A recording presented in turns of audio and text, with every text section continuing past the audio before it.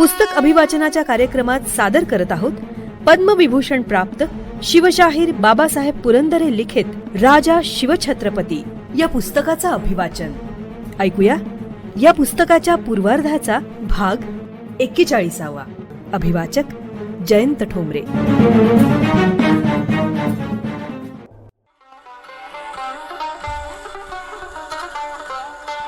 घात झाला. नवाब मुस्तफा खान जिंजीच्या नजीक येऊन पोहोचला. शहाजी राजांची छावणी जिंजीच्या जवळच होती. नवाब येत आहे हे शहाजी राजांना समजताच ते त्याला सामोरे निघाले, पण एकटे दुकटे नव्हते, सैन्यासह. शहाजी राजांना नवाबाबद्दल काडी इतकंही प्रेम वाटत नव्हतं, कारण त्यांना अनुभवाने माहिती होतं की नवाब हा आपल्या धर्माचा आणि धर्मबांधवांचा अतिशय द्वेष करतो.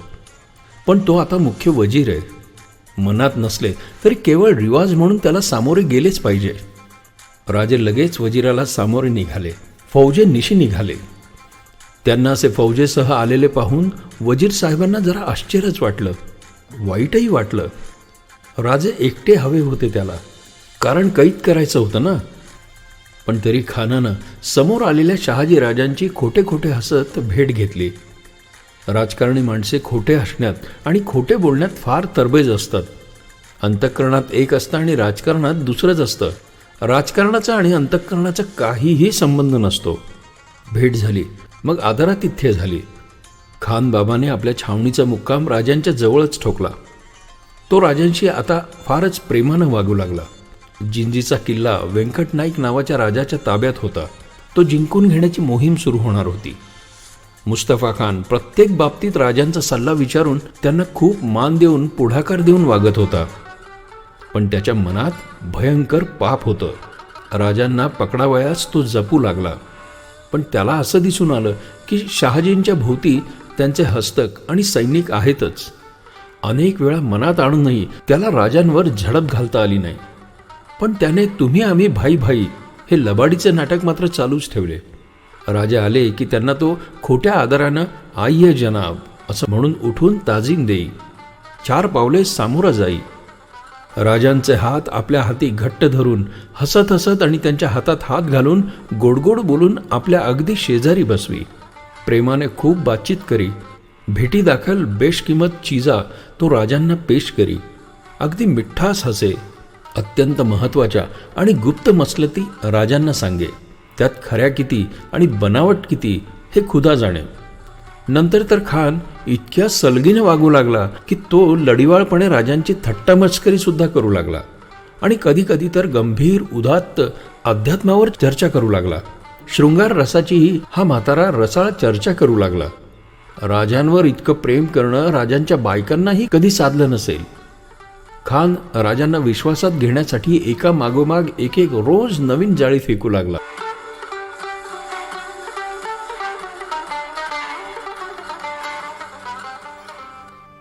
आणि राजांनाही त्याचे मोठे गूढ वाटले.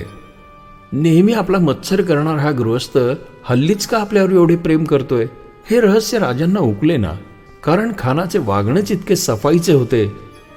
पण तरीही एकदा सहज थट्टेने राजांनी खानाला म्हटलंच की दगा करण्यापूर्वी दगा करणारे लोक अशा दाट प्रेमानं वागतात. हे ऐकून मुस्तफा खान चमकलाच. त्याला वाटले या शहाजीनं अखेर आपला डाव ओळखला रे ओळखला. खानाच्या मनाची त्रेधा तिरपीट उडाली. वास्तविक राजांच्या मनात तशी कुत्सित धूर्तता नव्हती, पण खानाच्या मनामध्ये चांदणं लकाकलं, कारण तो चोर होता. बावरलेल्या खानानं सफाईने झटकन राजांच्या हातांवर हात ठेवून गंभीरपणे म्हटलं, मी माझा लडका आतिश खान याची कसम खाऊन सांगतो की राजे, माझ्या हातून तुम्हाला दगा हरगिज होणार नाही. आता मात्र राजांना पटलं की मुस्तफा खान फार फार चांगला मनुष्य आहे. खान भोसले भाई भाई, खानासारखा माणूस नाही.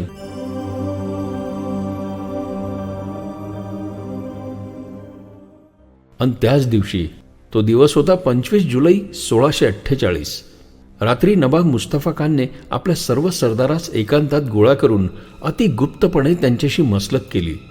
त्या गुप्त खलबतात फतेह खान, बाजीराजे घोरपडे, याकूत खान, आझम खान, राघो मंबाजी वेदाजी भास्कर, बाळाजी हैबतराव, सिधोजी पवार, मंबाजी भोसले वगैरे अनेक सरदार होते.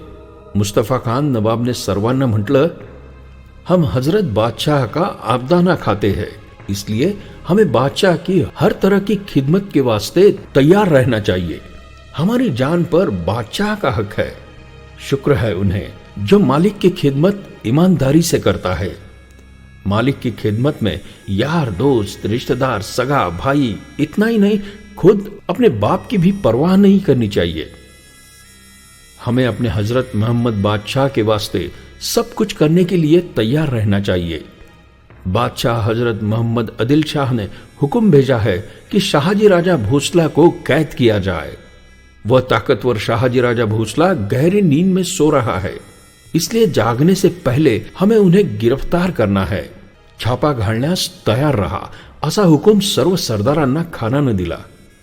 अंधारातली ही गुप्त खलबत संपली तेव्हा मध्यरात्र उलटली होती. सर्वात जास्त उत्साह बाजी घोरपड्यांचा होता, कारण तो शहाजी राजांना अगदी पाण्यात पाहत असे. शहाजी राजे खूप वेळ जागे होते. खूप उशिराने ते झोपावयास गेले. हा आषाढाचा महिना होता. तिथी पौर्णिमा होती. आकाशात पूर्ण चंद्र होता, पण तो आषाढी काळ्या ढगांनी वेढला गेला होता. आपल्या शामियानात जाऊन राजे झोपले. काही वेळ गेला न गेला तोच शामियान्याची कणात झटकन वर सरकली. राजांनी दचकून एकदम उठून पाहिलं. एक माणूस झटकन पुढे आला आणि त्यानं लगबगीनं राजांना मुजरा केला. राजांचाच तो शिलेदार होता. राजांनी त्याला काय म्हणून विचारलं. त्याने राजांना हळूच एक भयंकर बातमी सांगितली. सरदार नवाब मुस्तखानने आपल्या सरदारांच्या संगती माध्यान्ह रात उलटे पावतर गुप्त मसलत चालवली होती आणि आत्ता त्याचे सगळे सरदार आपापल्या डेऱ्यामध्ये हत्यार बांधून जय्यत तयार राहिले आहेत. खानाचा दगा करण्याचा मनसुबा आहे. ही गुप्त गोष्ट त्या हेराने शहाजी राजांना सांगितली, पण राजांना ती खरी वाटली नाही. राजांना पटली नाही. आपल्याशी इतक्या प्रेमाने वागणारा मुस्तफा खान आपल्याशी विश्वासघात करील? छ्या, खान अशी बेवफाई करीलच कशी? छ्या, अशक्य. शिवाय खानानं आपणहून शपथ घेतलीये. मी माझ्या पोटचा पुत्र आतिश खान आणि कुराण शरीफची कसम खाऊन सांगतो की मी हरगिज तुम्हाला दगा करणार नाही. शहाजी राजांच्या डोळ्यापुढे आपले हात घट्ट दाबून धरणारी, गोड स्मित करणारी, अत्यंत जिव्हाळ्याने बोलणारी आणि आपल्याला कळकळीने वचन देणारी ती बंधुतुल्य मुस्तफा खानची आदरणीय मूर्तीच जणू त्यावेळी उभी राहिली. त्यांची खात्री होती की तो प्रेमळ हात, ती खानदानी जबान आपल्याशी दगाबाजी करणार नाही. शक्यच नाही. शामियान्याची कणात पडली. राजांनी हेरांच्या बातमीकडे पूर्ण दुर्लक्ष केलं. राजे शांत, निश्चिंत, गाढ झोपले. राजांना अगदी हिंदू समाजासारखी गाढ झोप लागली. छावणीतले सर्व फौजी झोपले. रात्र दाटत गेली. गार वारा वाहत होता. छावणीत निशब्द शांतता पसरली होती. छावणी भोवतीचे गस्तवाले फक्त जागे होते आणि नवाबाच्या छावणीत मात्र गुप्तपणे जय्यत तयारी झाली होती. नवाब मुस्तफा आणि बाजी घोरपडे यांच्या विषारी कानगोष्टी संपल्या होत्या. मुख्य कामगिरी बाजीनेच अंगावर घेतली होती. मध्यरात्र उलटून उत्तर रात्रीचा अंमल सुरू झाला होता. शहाजी राजांना आणि त्यांच्या फौजेला मोठ्या पहाटेची साखर झोप लागली होती. पहाटेचे सुमारे 3:30 वाजले होते. एवढ्यातच हुकुमाची वाट पाहणाऱ्या हजारो हशमांना हुकूम झाला आणि हजारो घोडेस्वार, प्यादे, हशम खानाच्या छावणीतून भाले तलवारी परजीत राजांच्या छावणीवर तुटून पडले. दिलावर खान, मसूद खान, सरजा याकूत खान, अंबर खान, फर्राद खान, खैरियत खान, याकूत खान, अजम खान, बहलोल खान, मलिक रेहान खान, राघो मंबाजी, वेदाजी भास्कर, बाळाजी हैबतराव, सिधोजी पवार, मंबाजी भोसला, अदोनीचा राजा, कर्णापुरमचा राजा, मुधोळकर, बाजी घोरपडा, खंडोजी, अंबाजी आणि भानाजी हे बाजीचे तिघे भाऊ, यशवंतराव वाडवे, मालोजी पवार आणि तुळोजी भोसला इतके सरदार शहाजी राजांच्या झोपलेल्या आणि त्यामुळे अत्यंत बेसावध असलेल्या छावणीवर मुस्तफाच्या हुकुमाने एकदम तुटून पडले. स्वतः मुस्तफा खान मात्र गेला नाही, कारण त्याने राजांना वचन दिलं होतं, पण पिछाडीला राहून सेनापतित्व तोच करीत होता. ही हजारो हशमांची धाड एकदम राजांच्या छावणीवर आली आणि तिने सबंध छावणीला गराडा घातला. त्यांचा आरडाओरडा एवढा प्रचंड होता की त्यामुळे राजांचे झोपलेले सैनिक घाबरून भांबावूनच गेले. एकच गोंधळ उडाला. बाजी, खंडोजी, अंबाजी आणि भानाजी हे घोरपडे बंधू शहाजी राजांच्या रोखानं एकदम छावणीत घुसले. त्यांच्याबरोबर यशवंतराव वाडवे हा शहाजी राजांचा कट्टा वैरी होताच. राजांच्या बेसावत फौजेची तर अक्षरशः दाणादाण उडाली. राजे हा आरडाओरडा ऐकून खडबडून जागे झाले आणि ढाल तलवार घेऊन बाहेर आले. आता ते तयार व्हा म्हणून आपल्या लोकांवर ओरडून सांगत होते. राजे लगेच एका घोड्यावर स्वार झाले. बाहेर गोंगाट माजला होता. राजांचे सैनिक ओरडत होते, घोडा घोडा, तलवार तलवार, भाला. कारण त्यांच्या हाताशी त्यापैकी एकही गोष्ट चटकन लागेना. हल्ला भयंकर आलेला. बाजी घोरपडे घोड्यावरून राजांच्या शामियानाच्या रोखानं दौडत आहे हे राजांच्या पदरच्या खंडोजी पाटील नावाच्या अत्यंत शूर शिलेदारानं पाहिलं. तो मात्र त्या गडबडीतही भाला घेऊन घोड्यावर स्वार झाला होता. खंडोजी पाटलाला बाजी घोरपडे व त्याची टोळी दिसताच खंडोजीने ताड ताड घोडा उडवीत थेट बाजीवर चाल केली. बाजीचे भाऊ आणि इतर हशमांनीही आरोळ्या ठोकल्या आणि एकट्या खंडोजी पाटलावर असंख्य लोक तुटून पडले. घोड्यावरून खंडोजी आपला भाला फिरवू लागला आणि तोही अशा जोशानं की किंकाळी फोडीत घोरपड्यांचे हशम पटापट मरू लागले. त्यांच्या भोवतीचे नाचत्या घोडेस्वारांचे रिंगण त्यांच्यावर हल्ले करीत होते आणि तो एकटा सर्वांशी लढत होता. बाकीच्या छावणीची मात्र स्थिती वादळात सापडलेल्या गवत्याच्या सुट्या पेंढ्यासारखी झाली होती. एकटा लढणारा खंडोजी भाल्यानं घाव अडवीत होता. त्याच्या भोवतीचे शत्रू त्याच्यावर नेम धरून हत्यारे फेकीत होते. तो ती उडवून लावित होता. एवढ्यात बाजी घोरपड्यानं गुर्ज नावाच्या गदेसारखा एक जड शस्त्र नेम धरून खंडोजी पाटलावर जोरानं हाणलं.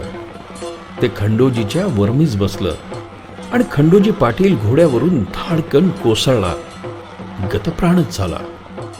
घोड्यावरून शहाजी राजे हातात ढाल तलवार घेऊन लढत होते. बाजी घोरपड्याला हवे होते खुद्द राजेच. बाजी तिथून निघाला. तो वेध घेऊन एकदम राजांच्या अंगावर धावून आला. शहाजी राजे समोर बघतात तो खुद्द बाजी घोरपडेच. आपण ज्याच्या हिताकरता कष्ट केले तो आपल्या रक्ताचा भाऊबंद आपल्यावरच धावून आलेला पाहून राजे निमिषभर थक्कच झाले. पण लगेच घावावर घाव विजेप्रमाणे आदळू लागले. घोरपडे म्हणजे भोसल्यांचे प्रत्यक्ष भाऊबंद, एकाच वंशाचे, एकाच रक्ताचे. मुधोळकर भोसल्यांनी स्वतः घोरपडे हे आडनाव स्वीकारलं होतं. बाजी घोरपडे मनापासून भाऊबंदकी करीत होता.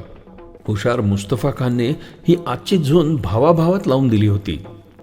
शहाजी राजांच्या मदतीला राजांचा पुतण्या त्र्यंबकजी शरीफजी भोसले आणि योगाजी भांडकर, संताजी गुंजावटकर, मेघाजी ठाकूर, देसाजी गवळी आणि इतर त्यांचे अनेक सैनिक धावून आले आणि मग तुंबळ रणयुद्ध सुरू झालं. बाजी कडाक्यानं झुंजत होता. त्याचे आणि त्याचे वीरही शर्त करीत होते. आता उजाडलं होतं. पौर्णिमा संपून वद्य प्रतिपदा सुरू झाली होती. राजांची माणसे मरून व जखमी होऊन पडत होती. राजे थकत चालले होते. वद्य चंद्राचे बळ कमी कमी होत होते. जखमांमुळे राजांच्या अंगातून रक्त वाहत होते आणि लढता लढता राजांना भोवळ आली आणि ते आपल्या घोड्यावरून जमिनीवर कोसळले. आणि बाजी घोरपड्याने बेहोश होऊन आनंदानं आरोळी ठोकली. शत्रूंचे सर्वच हाशम आणि सरदार मोठमोठ्या विजयाच्या गर्जना करू लागले. राजांच्या फौजीची तर वाताहत झाली. आता राजांचा देह तोडवला जाणार हे स्पष्ट दिसू लागलं. तेवढ्यात शत्रूच्या सैन्यातील एका सरदारानं घोड्यावरून उडी टाकून धावत जाऊन राजांच्या मस्तकावर आपली ढाल धरून त्यांचे रक्षण करण्यास सुरुवात केली. मुस्तफा खानाच्या या सरदाराचं नाव होतं बाळाजी हैबतराव. अखेर मायावी शब्दजाळात हा शेर असा फसला. बाजी घोरपड्यांनीही लगेच उडी टाकून आणि दात पाडून टाकलेल्या नागाला गारुडी जसा पकडतो त्याप्रमाणे बाजीने बेशुद्ध पडलेल्या शहाजी राजांना आपल्या हातानं स्वतः कैद केलं. केवढे कौशल्य बाजीचे. मुस्तफा खान खुश झाला. राजांना तंबूत नेण्यात आलं. त्याच्या छावणीतील सर्व साज सरंजाम मुस्तफा खानानं जप्त केला. आज एक अत्यंत बिकट गोष्ट खानाने आणि बाजीने साधली होती. शहाजी राजांच्या हातात आणि पायात लोखंडाच्या बेड्या ठोकण्यात आल्या. शहनशाह शहाजहानला आणि आदिलशहाला एकेकाळी वर्षानुवर्ष शह देणारे साहसी शहाजीराजे आज शेळपटशाही सरदारांचे सहज सहज सावध झाले. तो दिवस होता 25 जुलै 1648. शहाजीराजे शुद्धीवर आले तेव्हा त्यांना दिसले की आपण कैदी आहोत. आपल्या हातापायात बेड्या आहेत.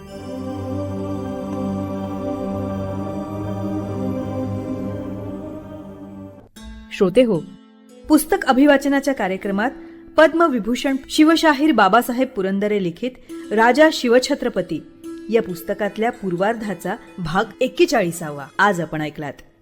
रसिक हो, आपल्याला हे पुस्तक अभिवाचन आवडतंय, भावतंय, ऐकावंसं वाटतंय हे आपण दिलेल्या कमेंट्सवरनं लक्षात येतच आहे. पण आपण आपल्या याविषयीच्या कमेंट्स, प्रतिक्रिया आम्हाला रेकॉर्ड करूनही पाठवू शकता. या पुस्तक अभिवाचनासाठी येणाऱ्या प्रतिक्रियांवर आधारित प्रतिसाद या विशेष कार्यक्रमात त्याचा नक्कीच समावेश केला जाईल. मग आता त्यासाठी आमचा व्हॉट्सअप क्रमांक आहे 94 222 55 909. क्रमांक पुन्हा एकदा ऐका, 9422 55909. तसंच तुम्ही ईमेलही करू शकता. त्यासाठी आमचा मेल आयडी आहे imagead27@gmail.com. IMAGEAD27@gmail.com. तेव्हा आपल्या प्रतिक्रिया रेकॉर्ड करून आम्हाला नक्की पाठवा. आम्ही त्याची आतुरतेने वाट बघतो आहोत. आणि आता जाता जाता रेडिओ जयंतचे दर्जेदार कार्यक्रम ऐकण्यासाठी, त्याचं वेळोवेळी नोटिफिकेशन मिळवण्यासाठी रेडिओ जयंत लाईक करा, शेअर करा. आणि हो, रेडिओ जयंतच्या या यूट्यूब चॅनलचं सबस्क्रिप्शन फ्री आहे. तेव्हा लगेचच रेडिओ जयंतला सबस्क्राईब करा.